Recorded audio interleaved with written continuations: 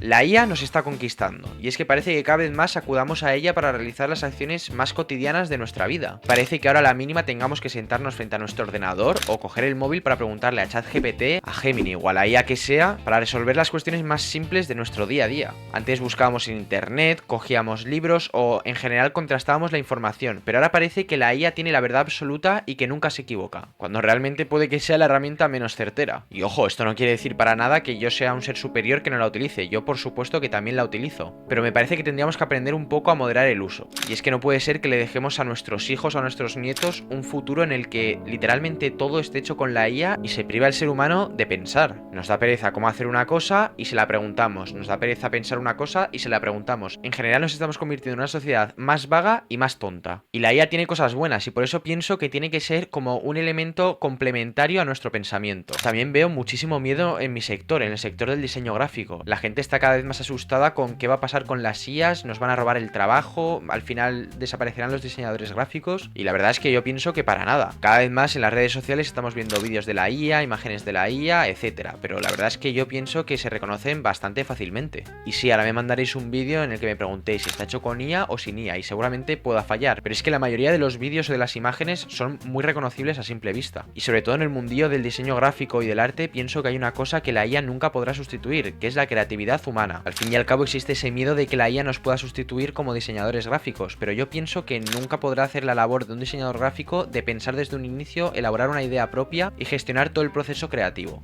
Porque tú cuando acudes a la IA a hacer un diseño gráfico tienes que darle unas pautas, tienes que darle unas indicaciones para que haga lo que tú quieras. Y al fin y al cabo la IA acaba siendo una expresión de lo que el ser humano quiere realizar. Pero la creatividad forma parte de él mismo, de sus genes, de su pensamiento, de su educación, etc. Por eso en este vídeo yo voy a hacer un diseño en Photoshop, completamente en Photoshop, en el que vaya conformando una imagen a partir de trozos de otras imágenes y vaya tomando decisiones que vayan conformando finalmente mi diseño definitivo. Y luego haré exactamente lo mismo con la IA, le daré unas pautas para que haga un diseño, que realmente es lo que estoy diciendo. Si no existiera mi pensamiento previo, la IA no haría nada, porque luego si le dices a la IA que haga un diseño genérico, lo que va a hacer es coger trozos de información que recopila de un sitio o de otro y va a conformar un diseño que pues no es más que un robo de otras ideas de otras personas. La IA no existiría sin el pensamiento previo de las otras personas. Así que una vez dicho esto, vamos a ir con Photoshop y os voy a mostrar todo mi proceso creativo. Es un proceso en el que a mí me ha costado pues más de 5 horas, que igual es una pérdida de tiempo si lo piensas respecto a ChatGPT, que te lo puede hacer en un segundo, pero me parece que el valor de ese tiempo, de esas decisiones, de esa composición, de esos colores que he utilizado en la imagen final, forman parte de la magia que representa el arte humano frente al arte realizado con IA. Porque hay un esfuerzo detrás, hay un cariño, una dedicación, un pensamiento, una creatividad, y eso me parece que la IA nunca podrá ser capaz de replicarlo. Que luego, oye, igual en unos años desarrollan una IA que sea capaz, pero por el momento no es así. Pero antes de nada me gustaría recordaros que os podéis suscribir a mi canal de YouTube, que es completamente gratuito, y si os gustan estos temas de actualidad, de diseño, de cine, etcétera, podéis seguirme y seguir hablando de ello. Además también me gustaría recordaros que tengo una cuenta de Instagram con más de 57.000 seguidores, donde subo semanalmente pósters o vídeos relacionados con esos pósters, y también me he creado una nueva cuenta personal, que la verdad es que agradecería muchísimo que me siguierais por ahí, que voy a estar básicamente preguntándoos por los vídeos que queráis ver, haciendo encuestas, subiendo contenido de mis vídeos o publicaciones más detalladas de esos vídeos donde pueda complementar la información, y que yo pienso que puede estar muy bien comunicarme con vosotros directamente para que me comentéis qué vídeos queréis ver o si os ha gustado el vídeo o me deis un feedback sobre todo mi canal de YouTube. Una vez dicho esto, vamos ya directamente con Photoshop y nos ponemos con todo el diseño. Vamos allá.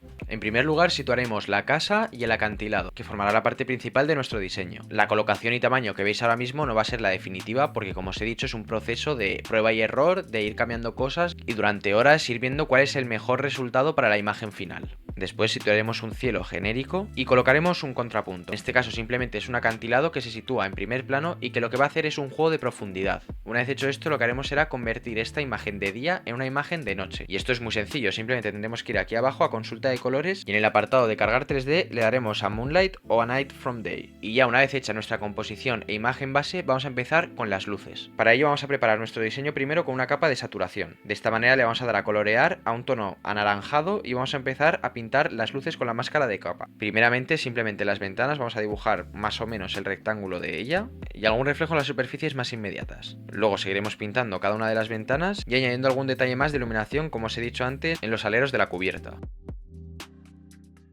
Una vez pintadas todas las ventanas, con el pincel en muy baja opacidad borraremos mínimamente la parte baja de las ventanas. Esto genera un efecto sutil de que la iluminación viene desde arriba y que por tanto la parte de abajo está menos iluminada. Una vez hecho esto, añadiremos una capa de exposición, la anclaremos a la imagen de la casa y copiaremos la máscara de capa en la exposición. Luego modificaremos los valores como nosotros lo veamos y simplemente tendremos que después volver a copiar la capa de saturación que hemos creado antes, ponerla por encima de la capa de exposición y subir bastante el nivel de saturación. De esta manera ya parece que está saliendo luz del interior de la casa.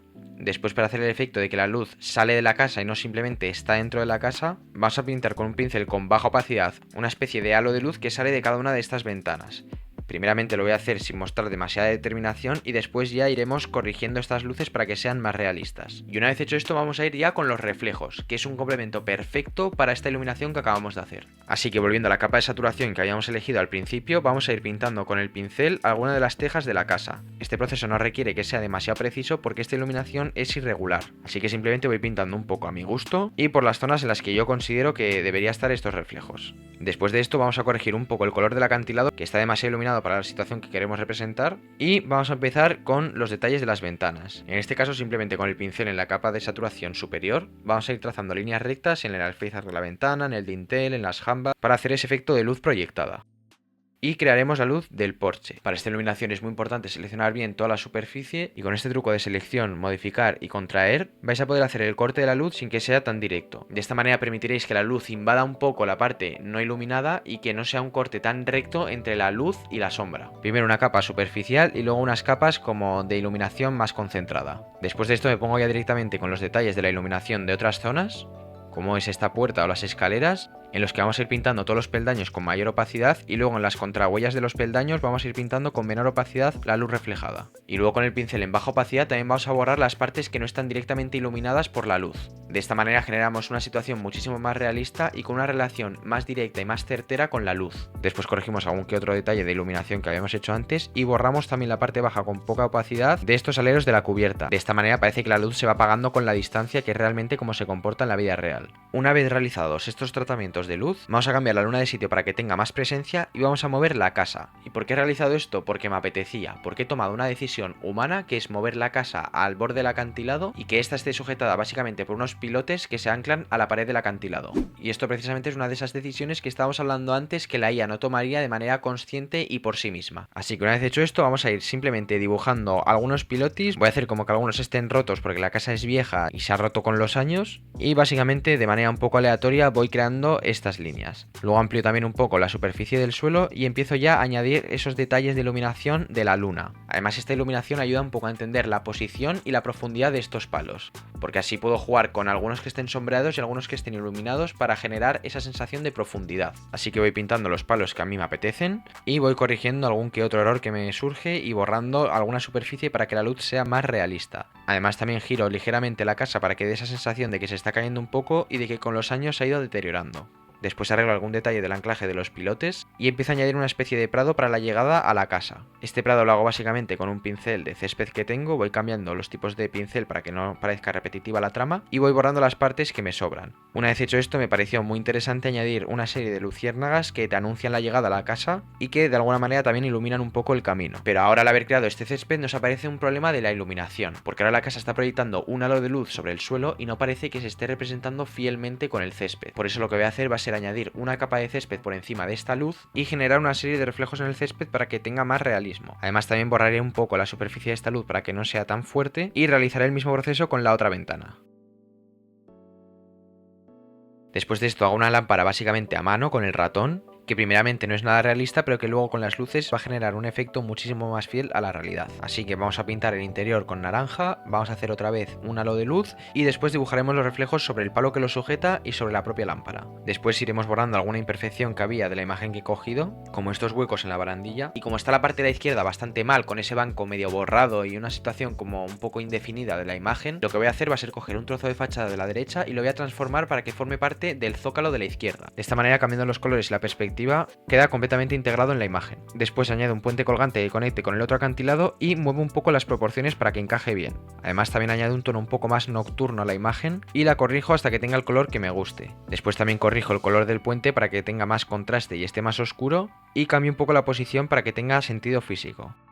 También dibujo estos dos palos de entrada y también dibujo una serie de luces o luciérnagas que están sobre las cuerdas del puente. Después añado también los reflejos a los palos que sujetan el puente y añado más luz a la ventana principal para que tenga más presencia. También añado un poco más de luz general a otras ventanas y corrijo un poco la distancia y la intensidad de esa luz. Después añado algo de humo a la chimenea y muevo de nuevo la imagen para que la luna y las nubes estén situados en la parte que a mí me interesa. Después también corrijo un poco el color del acantilado de la izquierda para que parezca más contrastado con el fondo y igualmente también le añado un poquito de desenfoque para que haga ese efecto de fotografía real en el que el primer plano esté un poco desenfocado y el foco real esté al final. Una vez hecho esto, simplemente nos quedarán los reflejos de la luna sobre el tejado, que lo hago simplemente con una capa de exposición, y voy realizando esos pequeños detalles en las tejas igual que lo habíamos hecho antes con las luces de las ventanas. También lo hago en la parte superior de la cubierta para que parezca que la luz viene de arriba. Luego también lo hago en el lateral de la chimenea con un poquito más de opacidad y añadiendo algún que otro detalle más en ella. Finalmente en este tejadito y en este pilar de la entrada y en la montaña en la parte de más a la izquierda para generar esa sensación de que la luz viene de la izquierda, que viene de atrás.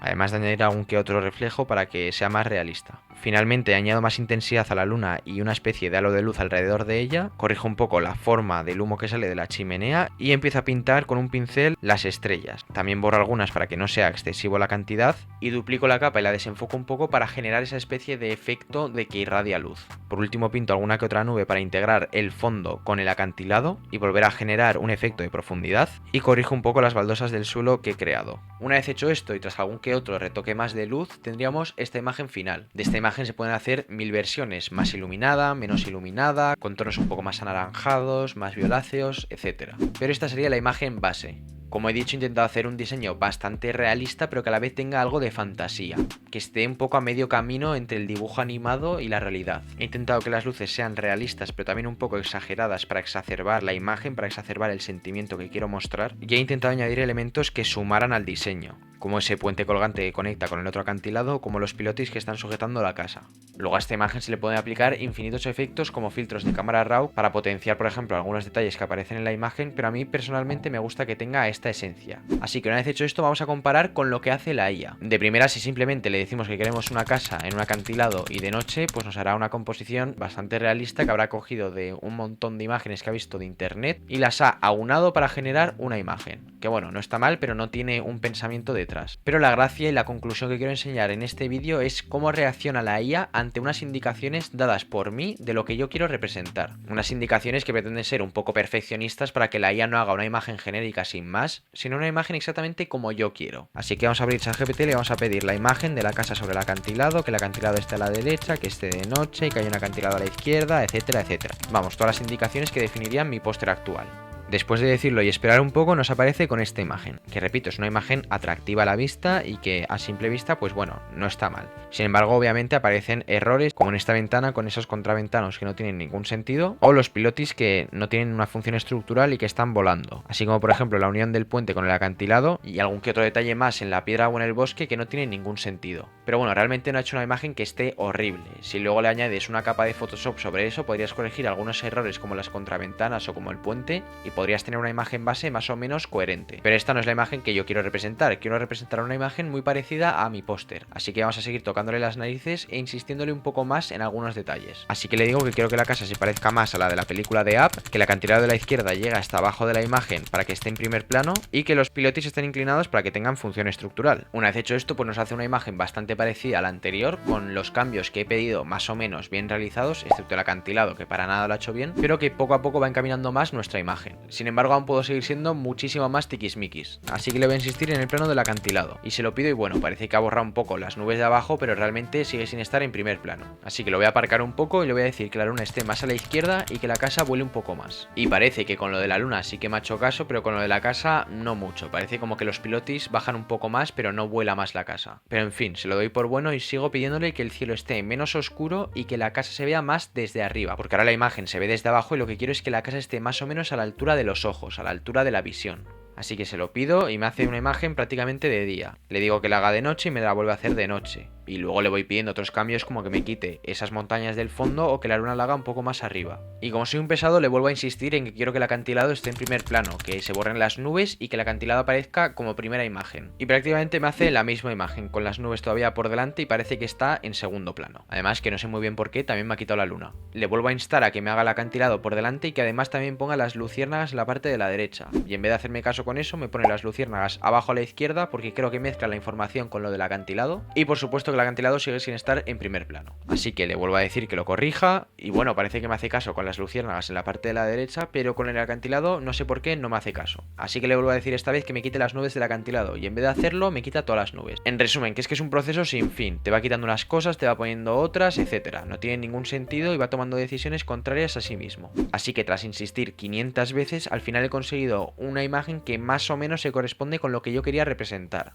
Y es esta de aquí. Todavía sigue sin hacerme demasiado caso con el acantilado, no está en primer plano como yo quiero y tiene carencias en la imagen muy pero que muy importantes. Por ejemplo, ahora la casa es un desastre, no tiene ningún sentido físico real, hay partes que se solapan sobre otras y en general ha dejado de ser realista o de ser un dibujo animado, no tiene ningún sentido. Después los pilotis también se anclan de una manera muy extraña a la piedra y esa vegetación que ha aparecido a la derecha ya parece como una especie de solapado de unas plantas con otras. Después con esta imagen le pedí a ChatGPT que la repitiera, pero esta vez corrigiendo los errores físicos y me creó esta imagen de aquí, pero que sigue teniendo muchísimos fallos como en los pilotis, en la fachada, en la vegetación que está desescalada, en el puente, etcétera. Y que en conjunto se ve con mucha menos fuerza o muchísima menos viveza que mi imagen, por lo menos en mi opinión personal. Yo creo que sí que se distingue completamente una imagen hecha con IA de una imagen hecha por un humano. Al fin y al cabo, un humano refleja sobre la imagen que realiza sus pensamientos, su creatividad, sus vivencias, etcétera. Y repito, esto no quiere decir que yo esté en contra de la IA, porque pienso que es muy buena para muchas cosas. Pero en general pienso que tiene que ser utilizada como un complemento y no como una herramienta de pensamiento o de creación.